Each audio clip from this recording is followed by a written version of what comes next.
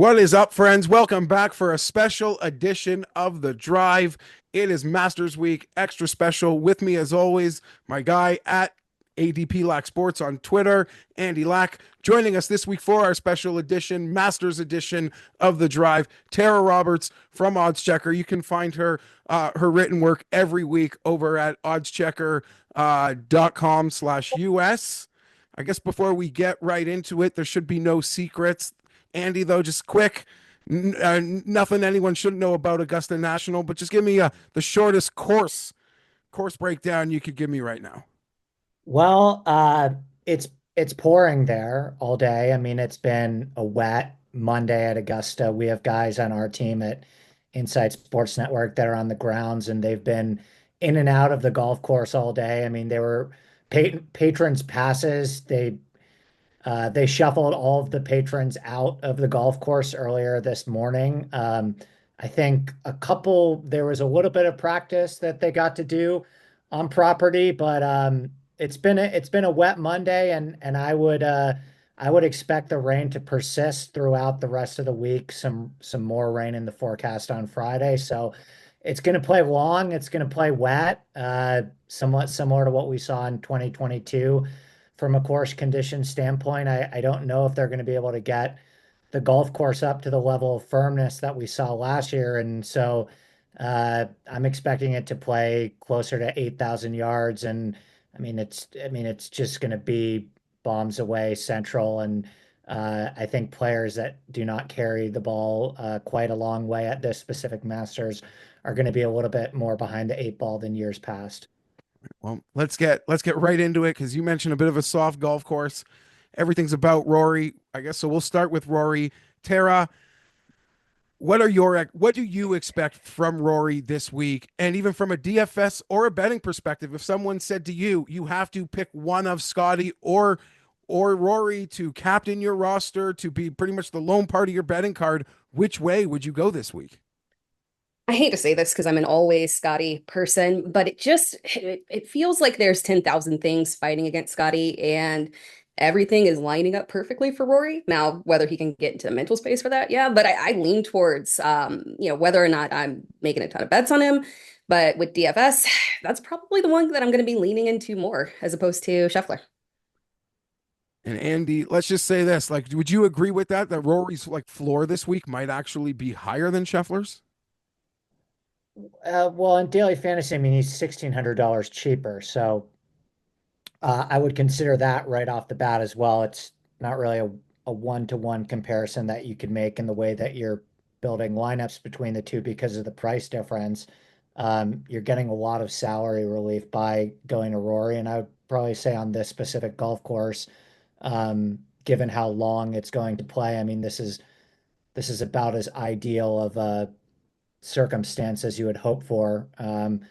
If if you're Rory McIlroy, right? I mean, the one advantage that he has over Scotty Scheffler every time he tees it up is his carry distance. So I don't know if I could really script a better circumstance for Rory, but um, it's the Masters, and he still always has that Masters boogeyman with him every time he tries to complete the Grand Slam. So yeah, on the surface, this is about as everything that you could hope for Rory and then some.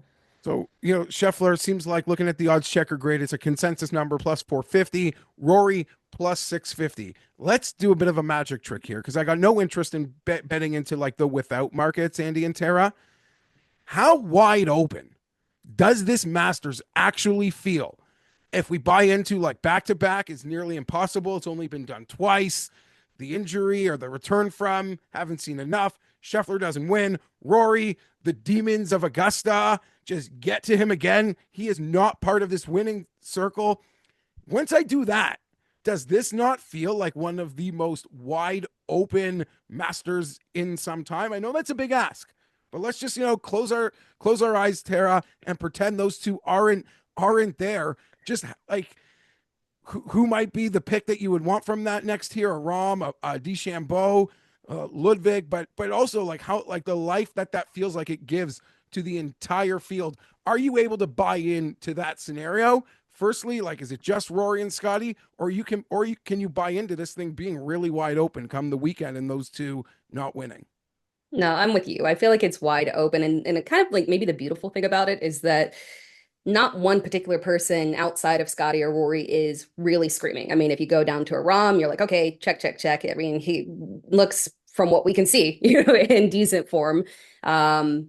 Course history, everything is perfect. So you can lean that direction. There is the unknown of, do we trust a live player coming back? How much can we lean into that? You go further down there, you start talking, how much do I trust Xander right now? Is this Colin Morikawa's year? So, I mean, you talked about Oberg as well. Ludwig is someone who, when you're looking at it, you wonder, okay, is this the next Spieth trajectory? Second finish, is this the time he turns around, gets a win here? So I like so many different people. It's almost kind of hard to narrow it down because there really is no one other than Rory who is just kind of physically popping like that. But then when you put in the whole mental block and everything, yeah, it gets pretty even. So I'm kind of loving the kind of open feel of it, especially when you start to look at ownership percentages in DFS and how everyone is falling in terms of odds after Rory and Scheffler.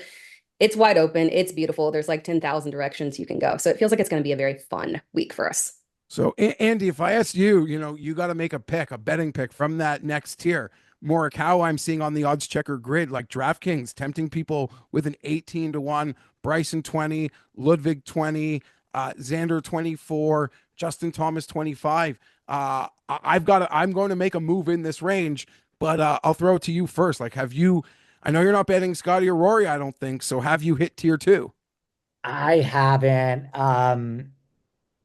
I'm waiting to talk to some folks that are at the golf course today and tomorrow. I can tell you um I like JT this week. I do. I mean, he's on my short list. I think based on the odds checker grid that I'm seeing right now, they're 25 to ones that are still available on him.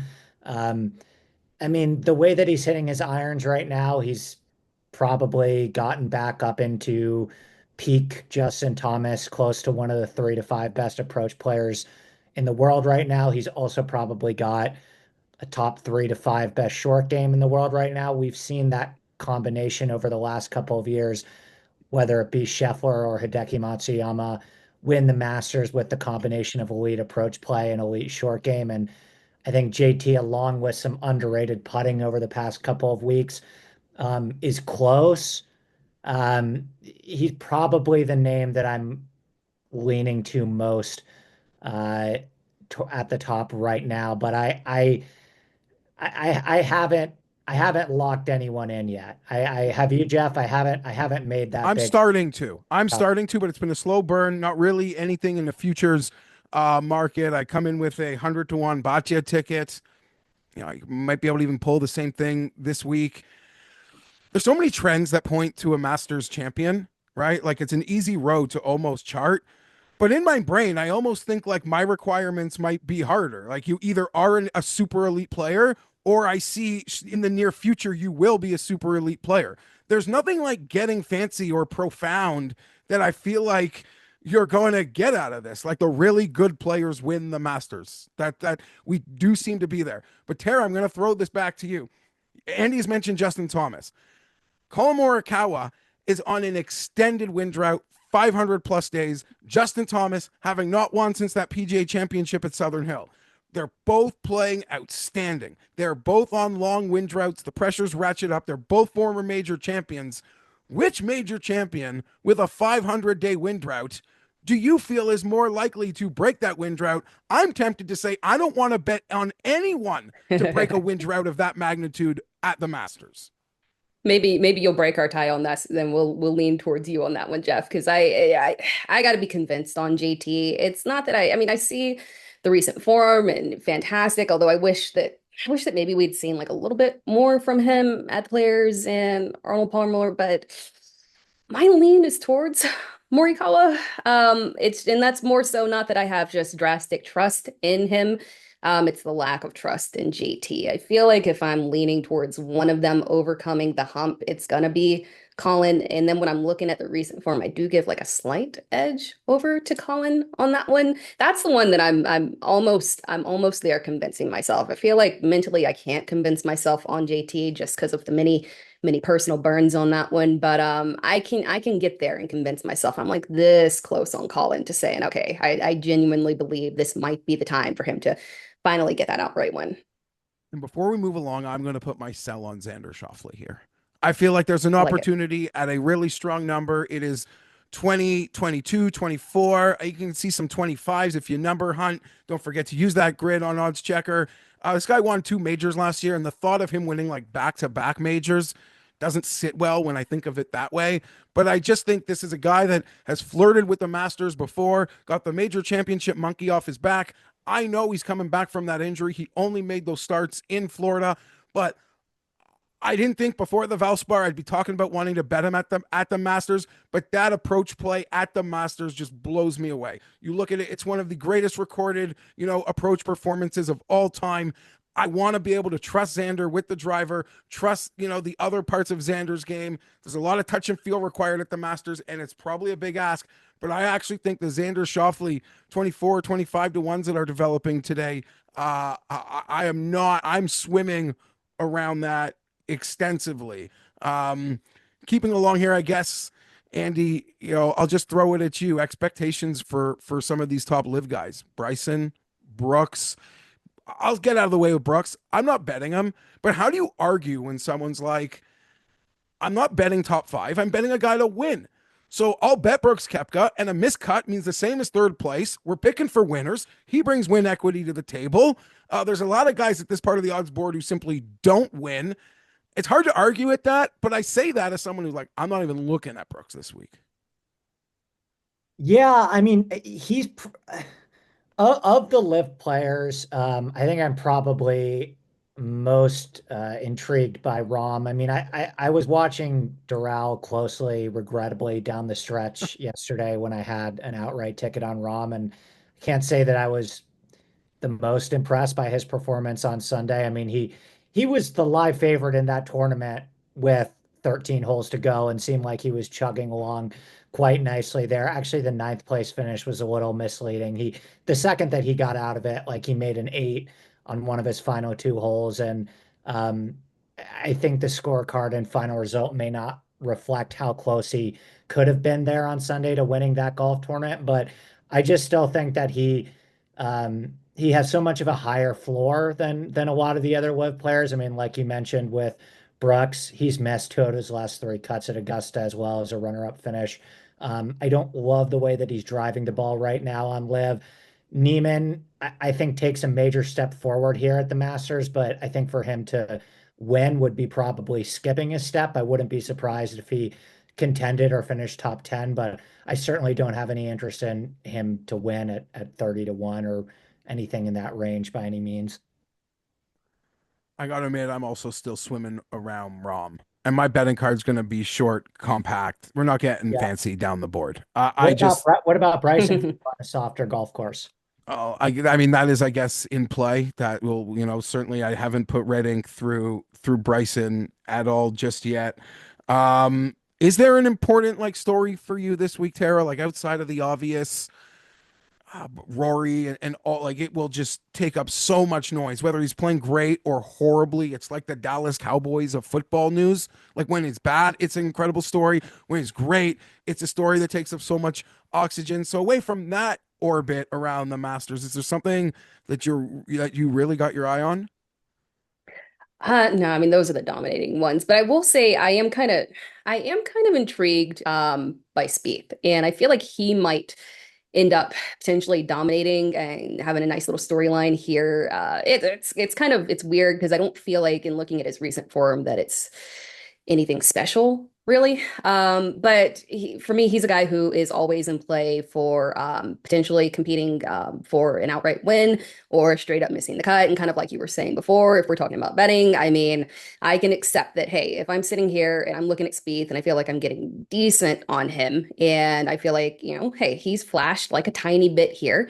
I can see him stepping in and maybe pulling a little bit of attention off of those two guys. I feel like that's kind of the showstopper there that might pull through. I did want to say on the live guys, because I agree with you too on the live guys with Rom, and then Bryson being interesting. I kind of somewhat have my eye on Cam Smith is maybe a sneaky little one right there. Just because when I look at his recent form there are some concerns, but I don't think it's anything that he hasn't dealt with at the Masters in the past, particularly last year. So I feel like he's kind of still in play at decent odds and then good pricing on DraftKings. So that's another one there for me. And 40 to 1, the high watermark on Spieth on that grid. And you said it, Tara, there's always oxygen from golf fans for Jordan Spieth. And if he does something fun this week, Cam Smith, I mean, the short game, save him all over this course. He's done it before, 66 to 1. Andy, we've sort of talked about some of the top players here, but I feel like you've just been sitting on your hands waiting to hard sell me on one of these guys in like that 40 to 60 to 1 range. That you think the number is more than fair and you're willing to step up with this guy against a dragon at the top. So I don't know who it is, but lay it on us. Lowry, I've been looking at quite a bit. I haven't pulled trigger on him. I did bet at Bob Mack, 65 to 1. I imagine he'll be quite popular, and I definitely have a lot of jealousy towards some of those bigger future numbers that I saw. Are you one of the Bob Mack guys, My Geoff? boy Pat Mayo was sitting on 150 to 1 Bobby Yeah. Mack. I don't know where I was as he was talking to me about that.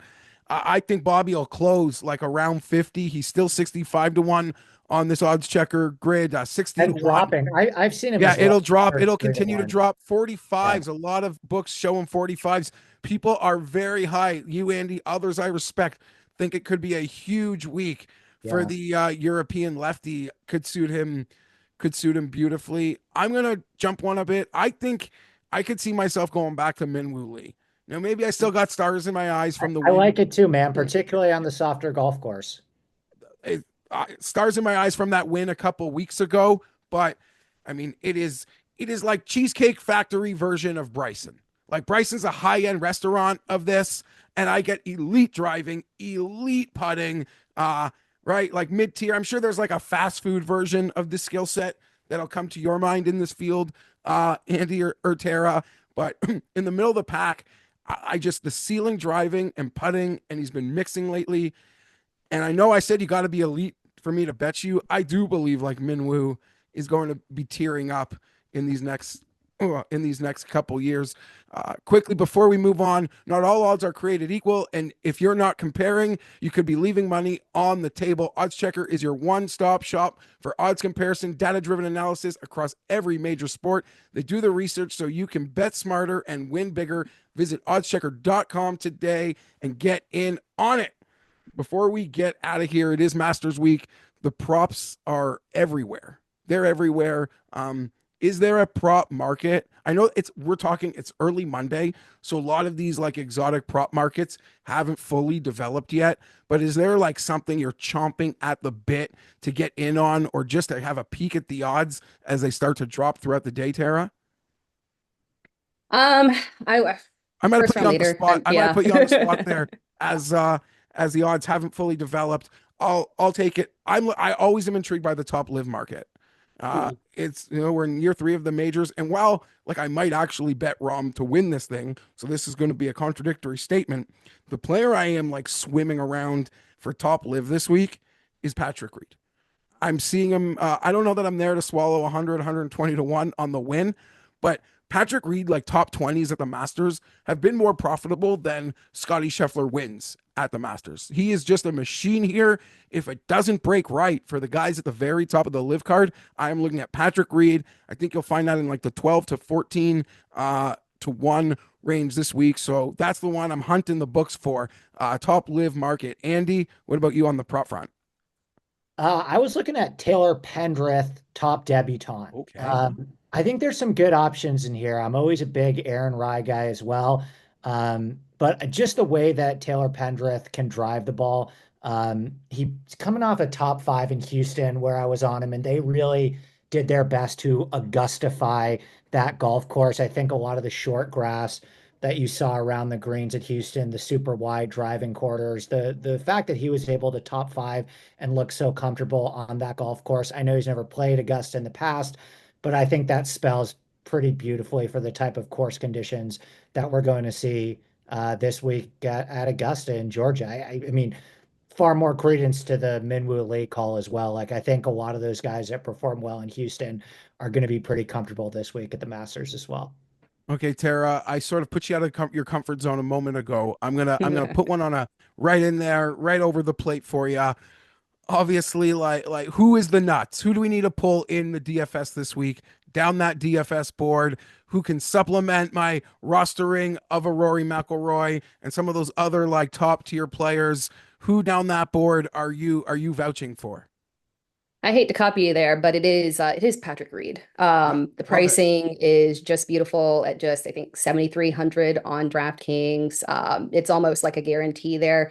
We talk about the lock that he is for top 20. He pays off very well. I struggle it will be a fight not to include him within every single build. I love that. We collab on Patrick Reed. I promise we did not, speak of any of this beforehand. All right, Andy. Well, it's Masters Week. We'll let both of you get on your way. But before we get out, just what's on that betting card, and maybe a nibble, something that's not been made, but something we're swimming around. Deep diving. Because you mentioned Lowry. I wasn't ready to bet Lowry today, but after doing some content, like I like to cross names off because I want to eliminate them to find who I'm actually going to bet. I double smiley face Lowry. Yeah. I'm triple circling that one right now. But other than that, Andy, what is on the card? I have a future that I'm not sure I would bet today on Patrick Cantlay from December, but I've got that at 40-1 that I'm Same number. hanging around Just with. sat there for a few months. Yeah, and Make 3-footers and you'll be fine. tell me about it. Bob Mack 65. And then, like I mentioned, probably swimming around a Lowry or JT number to add as well. I don't mind your Minwoo Lee call either. I'm gonna spend some time looking a little closer at Minwoo Lee as well. I got no interest in making you find me 100-1 winner because I don't think they're going to exist at the Masters. My betting card at the moment, what's in is my Baccia future at 100. I'm going to be betting Minwoo Lee. And then, like, for me at the top, like, I'm going to take two of Rom, Thomas, and Xander. That, like, I've already decided that. I'm pivoting off the very top. I'm not willing to bet on Morikawa ending the winning drought. I don't know. I'd rather bet on Thomas than Morikawa just get like 10 more points, I guess. That would be the deciding factor there. So that's what I'm looking at in the middle. Yeah, Minwoo Lowry could end up on my card, or the decisions to be made there. Tara, just anything you want to promote, or your final thoughts this week on the Masters? Final thoughts. I mean, big thing there is just obviously course history. I've got a course history article coming out pretty soon here on the recent past 2 to 3, 5 years of strong course performances there at Augusta. So you'll hear a lot of the guys that we're talking about here. And you don't see a lot of that. I was shocked to see that Dustin Johnson, his 5th place into a win. You haven't seen guys come T5 2 straight years since DJ did it. So you think a guy, like, just because the course history, you mentioned Ludwig, like, is it supposed to be 2-1 like a Spieth? Well, I don't know. That doesn't feel as natural as we want to presume it to be. Andy, thanks so much for taking the time. Tara, great to chat with you. Hope everyone enjoyed the special edition Masters Week of The Drive here at oddschecker.com. Smash that like button, and may the winners be yours, friends.